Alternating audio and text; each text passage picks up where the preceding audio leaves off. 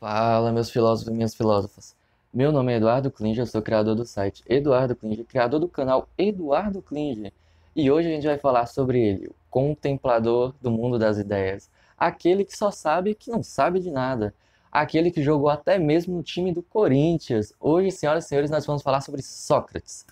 Mas, antes de começarmos, se você tem curiosidade de saber mais sobre filosofia e sobre curiosidades dos filósofos, se inscreve no canal e ativa o sininho de notificação que eu estou postando vídeos todos os dias para atualizar o curso de filosofia gratuito que eu estou disponibilizando no meu canal. Então, após fazer isso, se inscrever no canal e ativar o sininho, vem comigo para a aula de hoje. Então vamos lá, né? Bom, Sócrates. Sócrates nasceu ali mais ou menos entre 469 a 470 a.C. Ele era de Atenas e morreu mais ou menos em 399.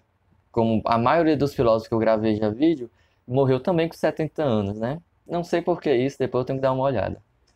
Bom, o Sócrates, ele teve as principais áreas de influência foram epistemologia e ética, principalmente ética. Mas a gente também pode falar de outras áreas, como políticas, cidadania, é, a questão da estética também, entre muitas outras coisas. O Sócrates, ele era aquele filósofo que falava de tudo um pouco mesmo, tá? Bom, a principal influência do Sócrates é de Parmênides. Eu já tenho um vídeo sobre o Parmênides, então vai lá dar uma olhada, porque é muito importante você, para entender Sócrates, entender o Parmênides, principalmente sobre essa ideia do mundo das ideias, da ilusão dos sentidos, sobre a realidade, sobre a imutabilidade das coisas. Então vai estudar Parmênides e depois você vem para cá, tá bom?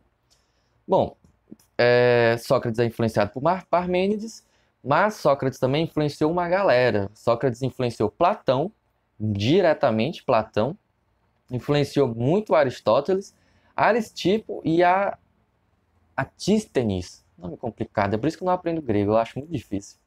Enfim, Sócrates foi um filósofo ateniense com boas condições financeiras e essa questão de ter muito dinheiro era uma característica bem comum entre os filósofos, tá? Ele acreditava, vamos lá, quais as principais ideias do Sócrates, né? Ele acreditava que em dois mundos, o mundo das ideias, que era o mundo perfeito, onde a verdade se encontrava ali claramente. Ele acreditava que esse mundo era o mundo das ilusões, que ele chamava de mundo das aparências, e Platão também vai pegar isso, o mundo das aparências, onde tudo é uma ilusão. A realidade para o Sócrates é uma ilusão. Lembrando, essa ideia do mundo das aparências, do mundo das ilusões, do mundo das ideias e o mundo das aparências é uma ideia completamente do Parmênides, que Sócrates vai pegar. Por isso que é importante entender o Parmênides. O Sócrates acreditava na imortalidade da alma, lembrando que isso também é uma ideia do Parmênides. Parmênides acreditava que a alma era imortal, o Heráclito acreditava que a alma morria junto com o corpo, e o Sócrates vai ficar junto com o Parmênides, vai concordar que a alma é imortal. Tanto é que ele tem um texto maravilhoso no Fédon, onde ele fala sobre a imortalidade da alma, sobre a alma reencarnar e todo esse tipo de coisa. Lembrando que a reencarnação, no sentido filosófico, tá? A reencarnação era uma ideia bem comum entre os filósofos gregos, até porque havia um movimento religioso filosófico sobre essa questão. Então, Parmênides vai acreditar nessa ideia, o Sócrates, o Platão, o Tales de Mileto também, o próprio. Como é o nome do carinha do átomo? O Demócrito vai acreditar também sobre a ideia da reencarnação. Então, essa ideia era bem comum na época. Só que o Sócrates, por ser o divisor de águas, ele vai trabalhar muito mais a fundo essa questão da reencarnação. Ele e o Platão, principalmente. E a principal característica que aqui o Sócrates pega tanto do Parmênides quanto do Heráclito era a ideia de que a escrita atrapalhava o estudo. Sócrates acreditava que se os seus alunos ficassem escrevendo, eles não prestariam atenção nas palavras e não captariam a mensagem. Então, a escrita seria uma distração. Por isso que o Sócrates era contra a escrita. E aqui chega um momento onde ele se assemelha muito com o Heráclito. Por quê? Porque tanto Sócrates quanto Heráclito criticavam diretamente os poetas.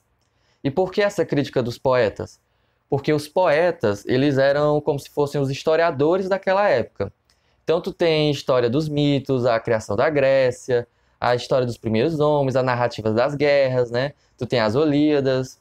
Então tu tem ali os poetas registrando a história, só que eles registram a história de modo poético. Por isso há figura de linguagem, há a questão do eu lírico, há não necessária uma necessidade de corresponder aos fatos históricos.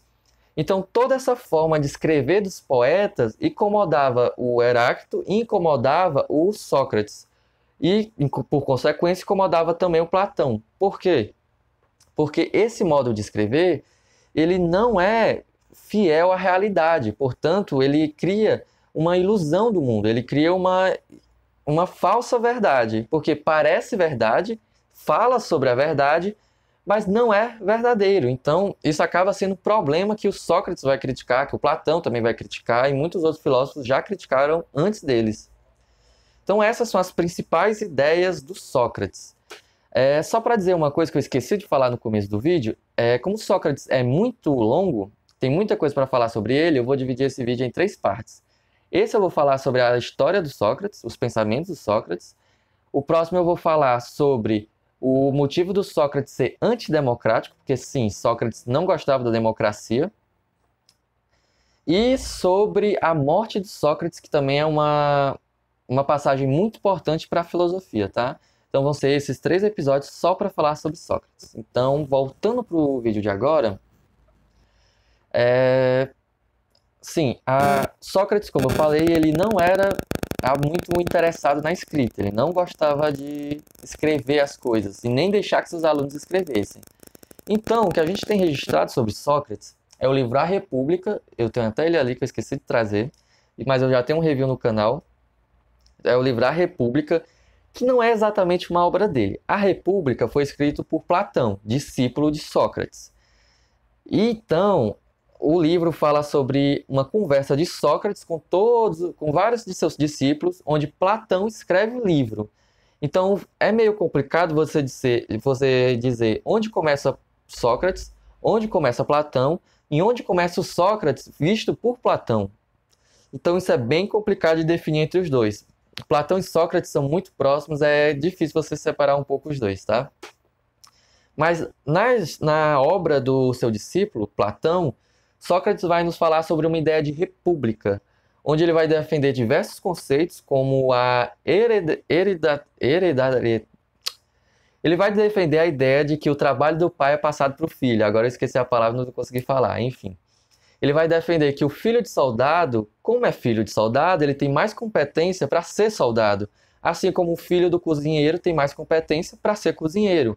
Ele vai defender essa ideia na República, ele vai defender também a ideia de um rei filósofo, onde ele vai defender que, do mesmo jeito que você não colocaria um cozinheiro para pilotar um navio, nem sei se esse é o termo certo, para comandar um navio, como da mesma forma você não vai colocar um comandante de navio para chefiar uma cozinha, você não pode colocar qualquer pessoa para governar o império. Então, quem seria melhor para governar o império?